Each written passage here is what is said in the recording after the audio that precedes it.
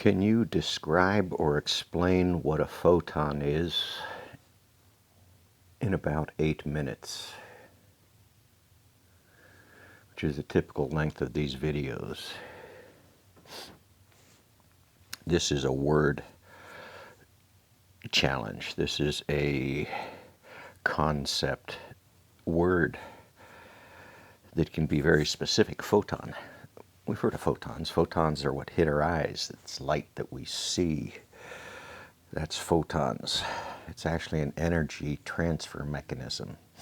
Those little packets of photons we measure as what can be termed quantums, sums of energy.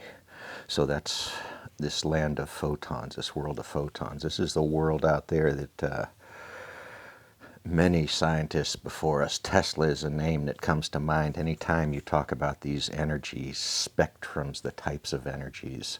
The energies we know about, electromagnetic energy. Electromagnetic energy is directly related to photon. They are a direct relationship type of thing, or can be gotten to a direct relationship if you need to, but most people don't. So the photon, the electron, are related. They're cousins. We can chase their history back because that photon is going to have a specific frequency it travels at. It's confusing now. So, well, complicated.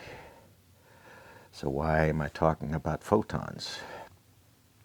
A photon is a discrete energy particle.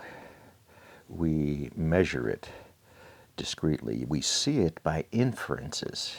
Interferometry is the sciences that are wrapped around that. That word in itself is a doctorate in something, just the word itself. The application of it in gas phases, in liquid phases, in low vacuum locations.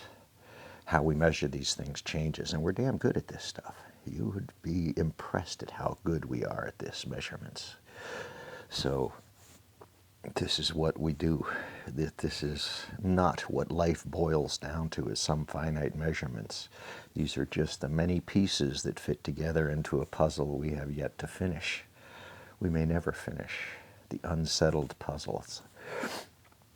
So this photon comes up a lot. If you listen to astrophysics, astrophysicists, cosmologists, they talk about the photon. The photon in their conversations is a discrete particle of energy transfer. The energy from other particles can be seen using these measurement techniques because we have proven direct correlations between the information from the photon, the frequency of the photon, back to its source. This is how good we have gotten at this elements and isotopes analysis out there in the big world. It's just, it is magic in some considerations. So the photon is a discrete particle of measurement. It is a discrete measurement conversation used in different contexts across these scientific organizations. And those individuals may be tough to describe it because their definition of it, just like P.Z. Myers' definition of evolution, is very specific to his understanding. And that very specific fits into the keys of life we know about beyond what one book might lead you to believe. It's a challenge. It's education, it's knowledge, it's accepting that these things very well explain how the real world around us works. The source of all this amazement, back the Big Bang or whatever, is worthy of discussion. Is our kids have a chance to actually go into outer space somehow. On YouTube, if nothing else. It's pretty cool stuff. So this photon is a discrete type of measurement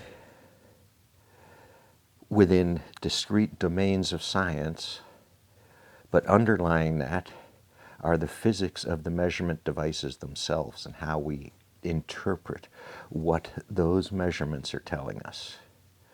Whether it's a calorimeter, they're used a lot. This idea of a calorimeter, heat energy exchange, that is a hugely useful tool. I'd use a Wheatstone bridge myself to do that, but you could use a really good thermocouple depending upon the accuracy that you needed. So, where do thoughts like this lead you?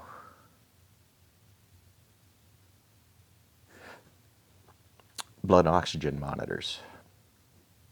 You ever seen one of those little innocent clips put on the tip of your finger? And they tell the nurse or the doctor how much oxygen is in your blood. And they can see from that number if they need to look a little further or a little bit harder. There are better tests in that little thing that goes onto your finger. There are more accurate tests. The fact is, that little finger clip is a relative reading, not an absolute reading. How does that? A relative reading means we have found something else that is affected by blood oxygen content, and that something else reacts to it. We can see that something else reaction and make a darn good inference it's related to oxygen content in the blood, and then we go get the better, more expensive tests. But to have one of those at home could scare you, right? A wrong reading, an improper reading, I don't know what breaks those little sensors, what can make them read off. But they can read off because they're a relative reading. But I was talking about photon packets. There's a relationship there, an energy transfer, and how we measure energy in a system. How we barter and trade energy from the food we eat to the light switch on the wall. Very large things happening out there beyond what a lot of folks understand. So, peace is out. Thank you for listening.